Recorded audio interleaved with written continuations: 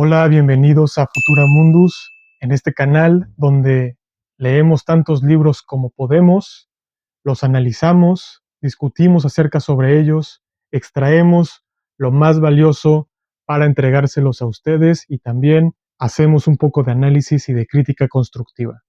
Bienvenidos a todos los que están en búsqueda del conocimiento. El día de hoy vamos a hablar acerca de Rebelión en la Granja. Escuché este audiolibro que había leído con anterioridad un par de veces.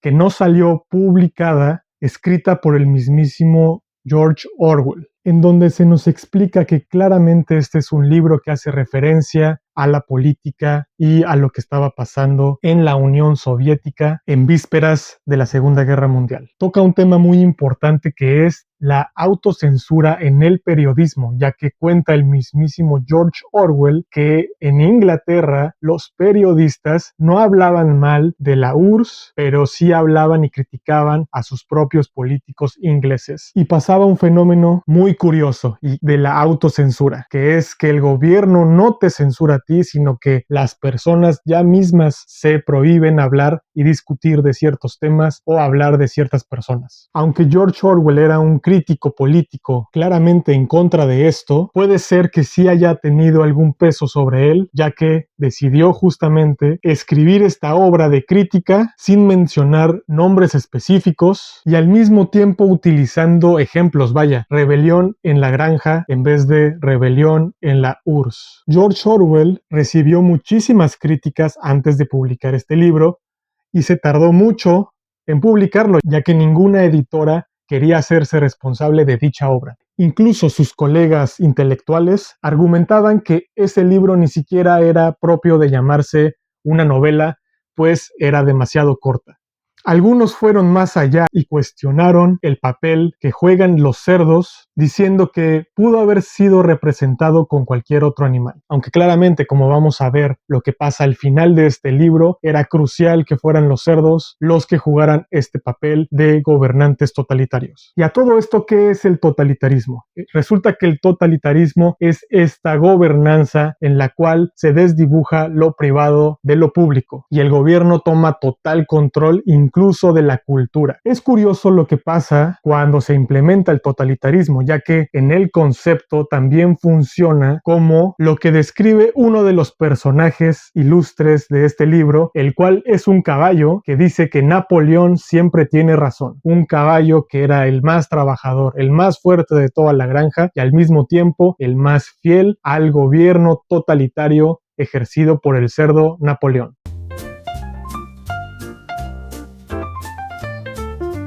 Resulta que este cerdo, junto con su colega, tomaron el control político de la granja después de que muriera el cerdo mayor, el cual introdujo a los animales el concepto de que los humanos son malos por naturaleza y quieren aprovecharse del trabajo de los animales. Esta obra sinceramente me parece una genialidad, ya que el mero ejemplo de los animales y de lo que pasa en las granjas, cualquier persona se lo puede imaginar sin explicarlo profundamente.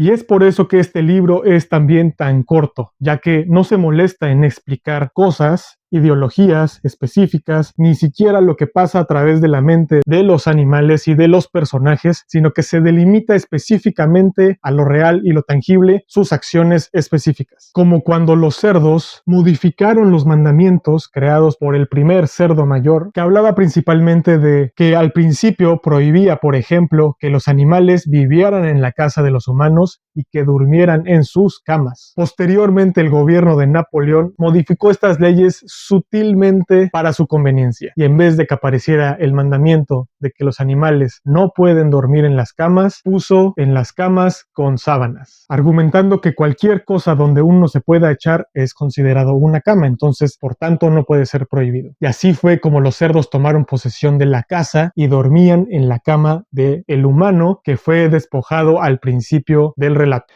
También un concepto clave en el gobierno totalitario es que en algún punto el gobierno toma el control de la seguridad nacional y tiene a su mando una policía secreta. También llega la parte en la que Napoleón agarra a cachorros de los perros y los entrena en secreto y los usa después para crear un golpe de estado contra su compañero para expulsarlo definitivamente de la granja, y además después utilizaron la imagen de este mismo personaje para después inventar cosas en contra de la granja. Decían que el otro cerdo que fue despojado está conspirando para tomar el control de la granja, y en algún punto lo culpaban de todo lo malo que pasaba en la granja. Decían probablemente fue el cerdo que nuestro héroe Napoleón expulsó.